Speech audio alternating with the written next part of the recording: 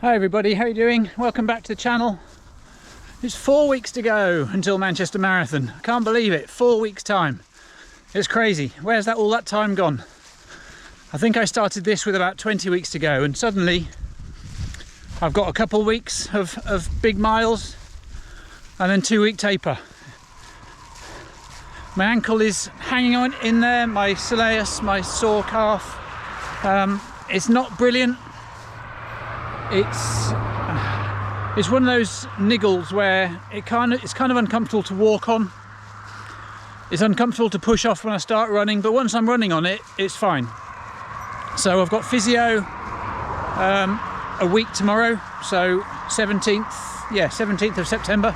I've got physio. I'm just hoping to get there at the moment. She's done some amazing work with shock treatment and laser and all sorts of stuff to keep me ticking along, get me closer all the time, and we're nearly there now, so I've just got to hold on for another couple of weeks, big miles.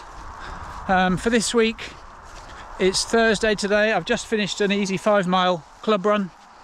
Yesterday I did a 14-mile progressive run, so it's really hot here at the moment. We had a couple of weeks of sort of autumnal weather and then it's picked up again. It's really warm, so it's sort of 25, 26, 28 degrees during the day.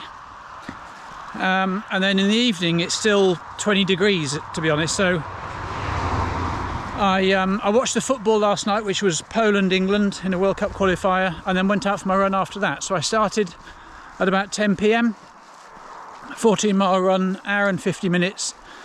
I finished just, quarter to midnight. But it was a beautiful run. It was very dark, obviously, out in the countryside. I didn't see another car or a person at all. I had a head torch on, had my headphones in, had my Aftershokz Aeropex headphones. Didn't see any other person. My head torch picked out a few deer eyes in the fields and the forest around me. It was a lovely run, but it was a progressive run. So I started off with 2 miles easy, so 2 miles at 8:20. Then 4 miles at 8-minute miles, 4 miles at 7:40-minute miles, then 3 miles at marathon pace. So I did 7:20 for 3 miles and then 1 mile recovery. And because of the temperature and the humidity, it was a really quite a tough run, to be honest. Maybe I should have taken a drink, and I could have taken a drink. I didn't realise it was going to be as hot and as humid as it was, so I didn't take a drink. Hour and 50 minutes. It was hard work, and my Garmin was telling me to take 3 days recovery afterwards and telling me it was an unproductive run. It wasn't. My heart rate was high, my heart rate was really high, but I think that was just down to the heat and humidity. It didn't actually feel as hard as my heart rate made it out to be. It was a really good run and I really enjoyed it. So yeah, 5 miles recovery tonight.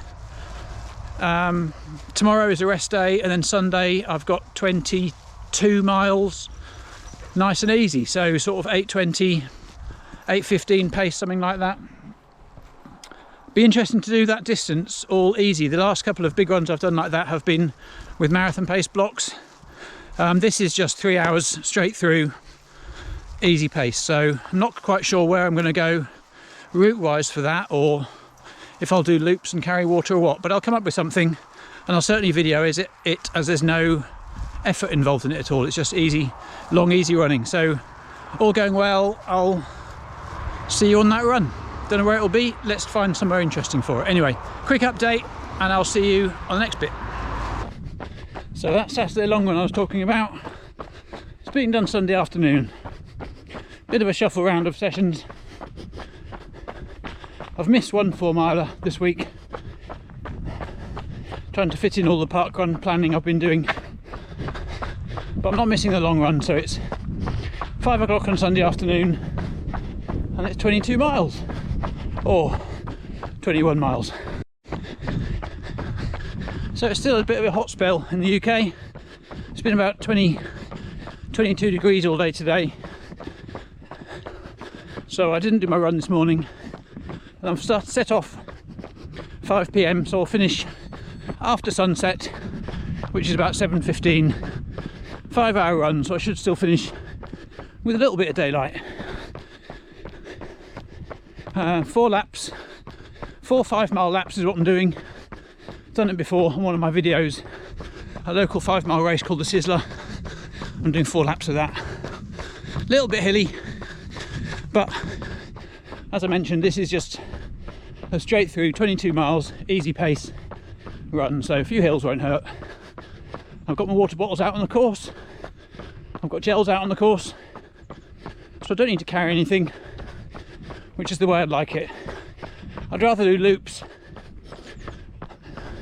and have bottles on the course rather than a lovely big 22-mile run and have to carry my own bottles. So this is what works for me. I'm just getting into the first loop. Okay, so I'm coming up to 2 miles done, 2 down, 20 to go, and this is where my first water bottle has been dropped. I'm not going to grab it just yet because I've had a drink before I left home, but here you go. There's my first bottle. If you can see it, there's my first bottle on a junction by a sign. There's 2 gels with it, and I've got 2 gels with another bottle somewhere else, so I don't leave them all together, and it gives me something to think about when to pick up a gel, when to have a drink. Like I say, I've got 3 on the course, about 1.5 to 2 miles apart, so I'll miss the first one and carry on. But we're on the course now, 4 laps of this. So it's a really picturesque loop, which is why it was chosen for a run course. As you can see, coming into the village of Mendham, this is the River Waveney. There we go, 2 miles just flashed up, 8:28. So we go over the River Waveney and we cross it again further on. But it's a lovely little spot. So I'm about 2 miles further on, and here's my second water stop, or water bottle drop. Just there, look. 2 more gels. Again, I don't need it just yet. I've only done just under 4 miles, so I'll get it on the next time round.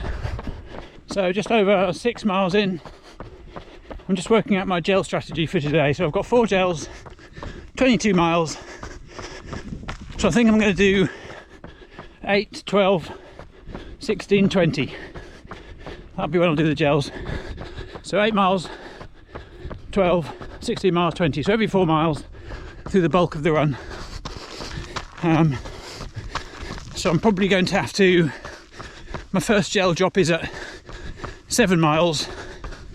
So I'll pick up one there, carry it for a mile, have it, and then probably drop the wrapper at the next water stop, so I don't have to carry wrappers either.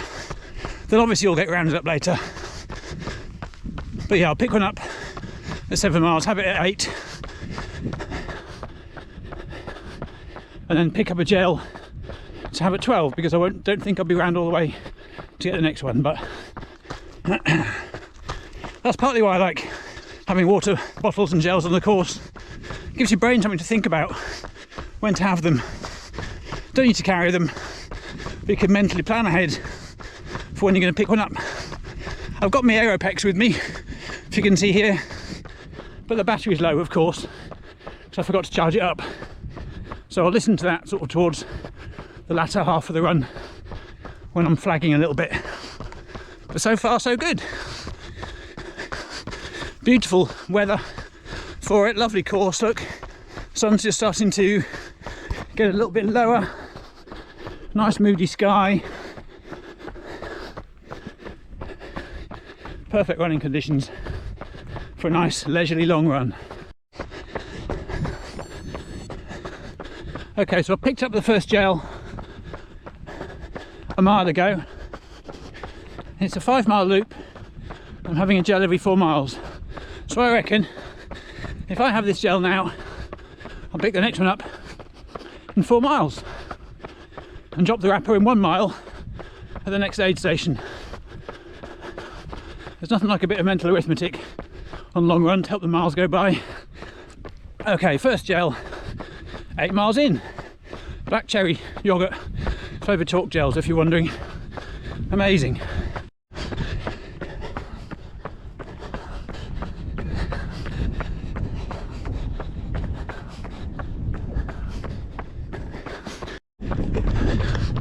Okay, so I'm coming up to 9 miles. I've been carrying an empty wrapper for a mile. I'm going to drop this here, have a quick drink, and then carry on. Don't need to pick up another gel, so I'll leave those ones there.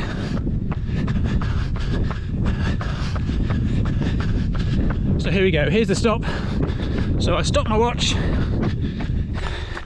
People worry about that, but it's only 10 seconds. I don't actually need to stop. It's just because it's not a proper aid station in a race. There we go. And we're off again.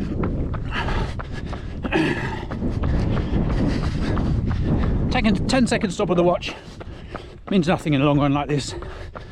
And it's not that my body physically needs to stop. It just makes getting a drink easier. If it was a race, I'd be going a lot quicker and I'd grab a drink as I went past. So it makes no odds stopping in the long run. 10 seconds here and there. Who worries about it? Nice little downhill coming up. I've had a big uphill and got a big downhill. I don't mind hills in a sort of easy paced training run. The other long runs I've been doing with blocks and marathon pace, I'll avoid the hills for that, because the pace and the heart rate are the important thing, but on an easy run like this, it's all good luck.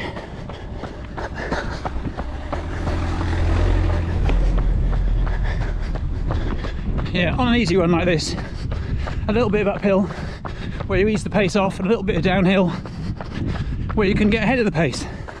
Heart rate stays the same and the hills don't hurt. And look at this view though, this is why I timed this run for now. Look at this, sun setting across the Waveney Valley.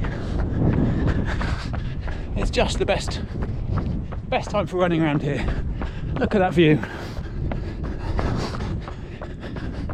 It's amazing. What a place to be running. It's gorgeous, never get bored of this.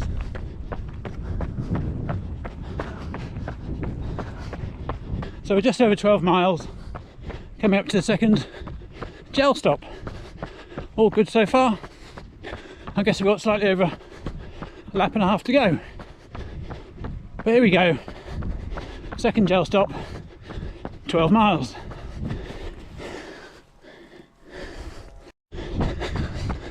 Okay, so nearly there now. 20 miles done.